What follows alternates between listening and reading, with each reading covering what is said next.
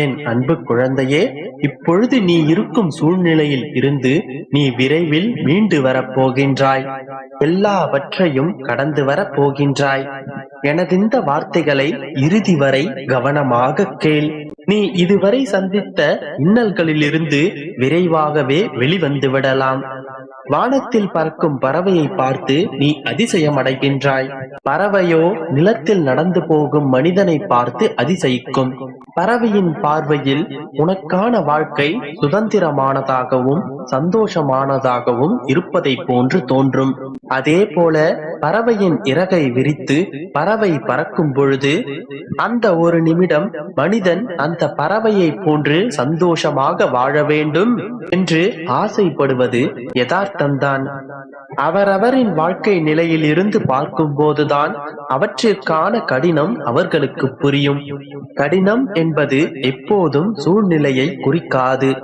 அந்த சூழ்நிலையில் பக்குவம் இல்லாமல் எடுக்கும் முடிவுகளால் தான் வாழ்க்கை மேலும் கடினமாகின்றது. பறவைகளை போன்று பறந்து கொண்டிருந்தால் நீ உல்லாசமாக சந்தோஷமாக எந்த கவலையும் இல்லாமல் நிம்மதியாக இருக்கலாம் என்று நீ யோசித்திருக்கலாம். ஆனால் அவரவருக்கான போராட்ட வாழ்க்கை ஒன்றுதான். அதிகமான வாழ்நாட்களை கொண்ட பறவை கழுகு. தன்னுடைய வயதான காலத்தில் இரை தேடும் பொழுது தன்னுடைய அழகால் அந்த பறவையால் தனது உணவினை எடுக்க முடியாது. அதனுடைய உடம்பு பலவீனமடைந்திருக்கும். அதனுடைய அழகு பலமடைந்தால்தான் மீண்டும் அதனால் உணவை உட்கொள்ள முடியும். அதனால் அதனுடைய அழகை அது பாறையில் முட்டி உடைக்க வைத்துவிட்டு மீண்டும் அந்த அழகு வளரும் வரை காத்திருக்கும். அந்த அழகு மீண்டும் முளைக்கும் வரை அந்த கழுகு வலியினால் சாப்பிடாமல் போராடி கொண்டிருக்கும். கழுகு தன்னுடைய 3 மாத வலிகளை பெரிதாக பார்த்து கொண்டிருந்தால் தன் வாழ்நாட்கள் முழுவதும் பசியால் துடித்தே மாண்டு போயிருக்கும். அதற்காக நிர்ணயிக்கப்பட்ட வாழ்நாள் வரை அது வாழ வேண்டும். அதுவரை உணவு உண்ண வேண்டும். அதுவரை அந்த வாழ்க்கையின் வலிகளை தாங்கிக் கொண்டு வாழ வேண்டும் என்பதற்காகத்தான் அது தன்னுடைய அழகின் வலியை பொறுத்து கொண்டு அந்த அழகினை உடைத்து மறுபடியும் அழகு முளைக்கும் வரை காத்து கொண்டிருக்கின்றது. அதனால்தான் அந்த கழுகு மீண்டும் புத்துயிர் பெற்று மீண்டும் வானுயர சந்தோஷமாக பறக்கின்றது. அதை போன்றுதான் மகளே, நீயும் உன்னுடைய வாழ்க்கையை வாழ்ந்துதான் ஆக வேண்டும். என்ன நடந்தாலும் நீயும் உன்னுடைய காலம் முடியும் வரை வாழ்ந்துதான் ஆக வேண்டும். அதற்காக சில வழிகளை நீ தாங்கிக் கொண்டுதான் ஆக வேண்டும். அதற்கான வழிகளை தான் நீயும் தாங்கிக் கொண்டிருக்கின்றாய். உன்னுடைய அழகு உடைக்கப்பட்டு அது மீண்டும் வளரும் காலத்தில் தான் நீ இப்பொழுது இருக்கின்றாய். இந்த வழிகளைத்தான் இப்போது நீ தாங்கிக் கொண்டும் இருக்கின்றாய். உன்னுடைய அழகு வளர்ந்து முடியும் தருவாயில் இருக்கின்றது. ஆம் செல்லமே, நீ எல்லாவற்றையும் கடந்து வந்து விட்டாய். உன்னுடைய வழிகளை தாங்கிக் கொண்டும் பொறுத்து கொண்டும் மீண்டு வந்து விட்டாய். உன்னுடைய துன்பமான நாட்கள் முடிந்து போயின. இப்பொழுது நடக்கும் இந்த போராட்டத்தில் நீ வெல்வது உறுதியாகிவிட்டது. எல்லாவற்றையும் கடந்து வந்து விட்டாய். எல்லாவற்றிலிருந்தும் மீண்டு வந்து விட்டாய். இனி உன்னுடைய கண்ணீர் காலம் விரைவில் முடிவுக்கு வரும். மனதை போட்டு குழப்பிக் கொள்ளாமல் நிம்மதியாக உறங்கச் செல். நிச்சயமாக நாளை முதலே உனக்கான நல்ல விஷயங்கள் நடக்கத் தொடங்கும். அதுவரை நம்பிக்கையோடு காத்திரு, நல்லதே நடக்கும். என் செல்லமே, எதற்காகவும் நீ அழுது கொண்டிருப்பதை விடு. நீ என் பிள்ளை அல்லவா? நீ எப்பொழுதும் மகிழ்ச்சியோடுதான் இருக்க வேண்டும். எப்பொழுதும் சிக்கல்களும் கவலைகளும் தானே சந்தித்து வருகிறேன். பின் எப்படி நான் மகிழ்ச்சியாக இருப்பேன் என்று தானே என்னை கேட்கிறாய். என் பிள்ளையே, சந்தோஷம், கவலை, துக்கம், மகிழ்ச்சி, இன்பம், துன்பம் என அனைத்தும் மாறி மாறிதான் வரும்.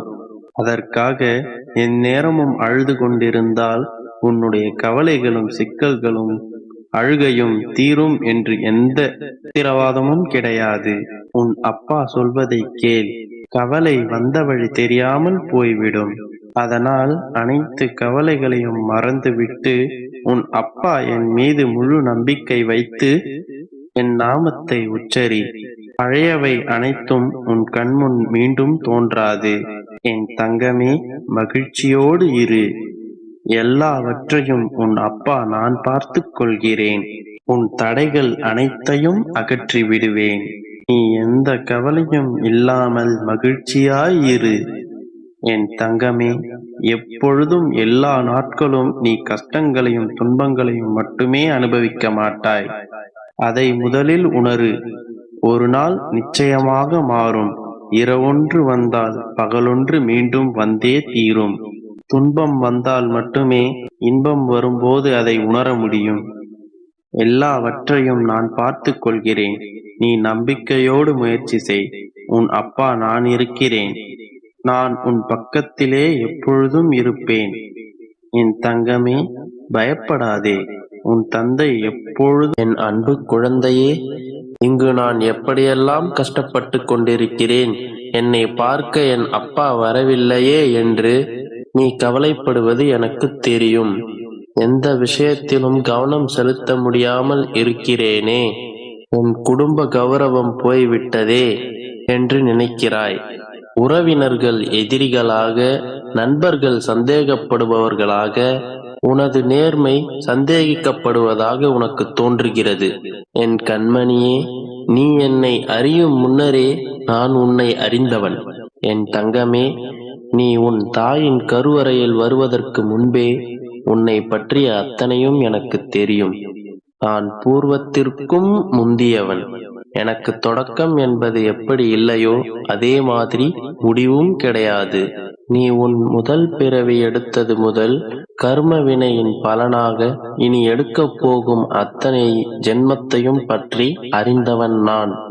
எல்லாம் தெரிந்தும் எனக்கு உதவ வரவில்லையே அப்பா என்று கேட்காதே. நான் ஒவ்வொரு கணமும் உன்னையேதான் கவனித்துக் கொண்டிருக்கிறேன்.